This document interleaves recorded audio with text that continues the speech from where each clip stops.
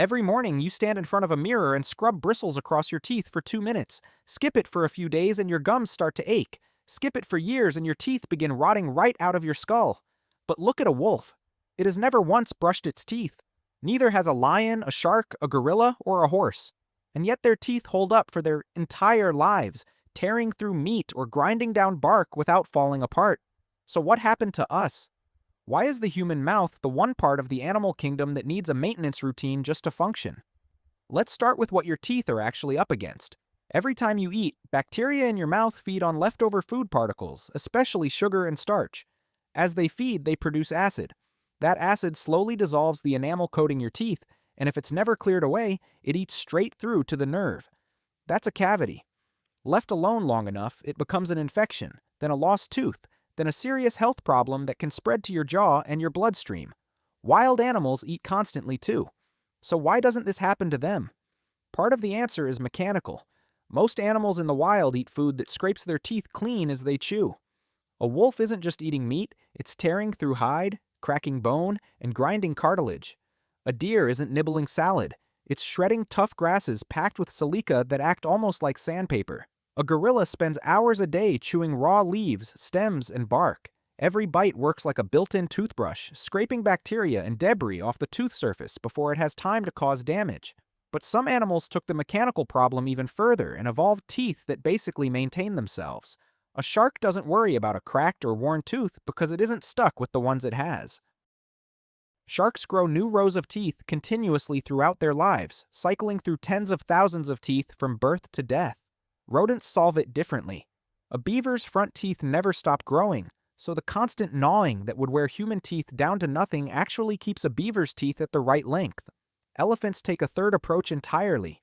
Instead of one set of teeth for life, they grow 6 sets of molars over the course of their lives, each new set moving forward to replace the last as it wears out. And this is where nature quietly reveals its limits too. Once an elephant runs through all 6 sets, usually by their 60s, they can no longer chew properly. Many elephants in the wild die not from disease or predators, but from starvation once their final set of molars wears away. Nature didn't give elephants a permanent fix, it just gave them a longer runway before the same problem catches up. Even early humans leaned on their teeth in ways we don't anymore. Anthropologists studying Neanderthal skulls have found teeth worn down at strange angles, consistent with using the mouth as a third hand, gripping hides to soften them, holding cordage steady while the hands worked, even prying things apart. Some Neanderthal front teeth show grooves from repeatedly dragging tools or fibers across them for years. Their teeth weren't just built for eating, they were part of the toolkit. Modern humans stopped doing this almost entirely once we developed better tools and free hands to hold them, but it shows just how much strain human teeth were built to withstand long before farming ever entered the picture. The irony is that the same teeth tough enough to work leather and grip rope are the ones now struggling against a bowl of cereal. Humans got one set of adult teeth, no replacements, no continuous growth, and nothing built in to wear back down. Once damage happens, it's permanent unless we intervene ourselves. Compare that to what you ate today. Bread, coffee, maybe something with sugar in it. Soft, processed food that clings to your teeth instead of cleaning them. Your ancestors didn't have that problem because for most of human history, nobody did either. Which brings us to the second part of the answer, and it's the one that really changes the picture. In 2013, researchers led by geneticist Alan Cooper analyzed hardened dental plaque scraped from the skulls of prehistoric humans. They were looking at the mouths of people who lived thousands of years before toothbrushes existed. And what they found was strange. Hunter-gatherer populations, the ones eating wild meat, roots, and unprocessed plants, had remarkably healthy teeth. Cavities were rare. Then agriculture showed up. Around 10,000 years ago, humans started farming grains, and their diets shifted towards soft, starchy, carbohydrate-heavy food.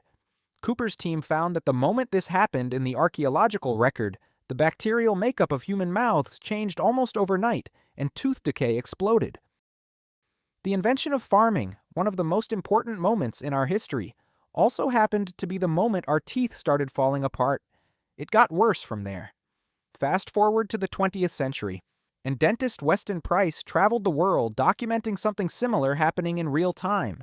He studied isolated communities still eating traditional diets, unprocessed meat, fish, whole grains, wild plants, and found almost no cavities and beautifully aligned teeth. Then he studied members of those same communities after they moved to towns and started eating refined sugar and white flour. Within a single generation, cavities and crowding appeared. Same genetics, same species, completely different mouths. Price noticed something else too, something that goes beyond cavities. The jaws of people eating traditional, tougher diets were wider and more developed, with plenty of room for every tooth to grow in straight. The jaws of people eating soft, modern diets were narrower. Chewing tough food isn't just about wearing teeth down evenly, it's also a workout that shapes how the jawbone grows during childhood. Less chewing resistance means a smaller jaw, and a smaller jaw means less room for a full set of adult teeth. That's a big part of why so many people today need braces, retainers, or have wisdom teeth pulled simply because there isn't enough space left in the mouth to fit them. Wild animals chewing tough, resistant food their entire lives rarely deal with overcrowded teeth at all. We created that problem too, just a few generations after we created the cavity problem. So here's the twist. This isn't really a story about human teeth being defective. It's a story about what happens to any animal's teeth once you feed it the way we started feeding ourselves. And we know this because we've run the experiment on other species without meaning to. Wild wolves almost never develop periodontal disease. Domestic dogs, eating processed kibble loaded with fillers and starch, develop it constantly. By the age of 3, most dogs already show signs of gum disease, according to veterinary dental studies going back decades. Zoo animals show the same pattern. Primates in captivity, fed softer, more processed diets than they'd ever encounter in the wild, develop far more cavities and tooth wear problems than their counterparts living free. Give an animal a diet that doesn't match what its mouth evolved to handle, and its teeth start failing too. It was never about species. It was always about diet. There's one more piece to this, and it's easy to overlook. Wild animals mostly don't get the chance to suffer from bad teeth for long. In the wild, an animal with a broken or infected tooth struggles to eat, weakens fast, and rarely survives long enough for the problem to matter. Nature doesn't nurse a lion through a rotting molar for 30 years. We do that for ourselves. Modern medicine and modern comfort mean a human can survive decades with dental problems that would have been fatal for any wild animal. Our lifespan isn't a design flaw here. It's actually the reason the problem became visible at all. Put all 3 pieces together and the picture gets a lot less mysterious. We traded the coarse, mechanically cleaning diet every other animal relies on for something soft and starchy. We invented farming and then refined sugar, which fed bacteria in ways nothing in our evolutionary past prepared us for. And we built a species that lives long enough for slow-motion damage to actually catch up with us. Brushing your teeth isn't fixing something broken about being human. It's compensating for choices no other species on the planet has made about how it eats. Which almost makes the toothbrush itself kind of remarkable. It's a tool built specifically to undo a problem we created for ourselves the moment we started farming grain. Every other animal on Earth still eats close to the way its ancestors did 10,000 years ago, and their teeth have never needed help. We changed the menu and then had to invent a 2-minute ritual, twice a day, for the rest of our lives, just to keep up with what we started. So next time you're standing at the sink at 11 at night, dragging bristles across your molars, you're not doing damage control on a design flaw. You're settling a bill that our species opened the moment it planted its first field of wheat.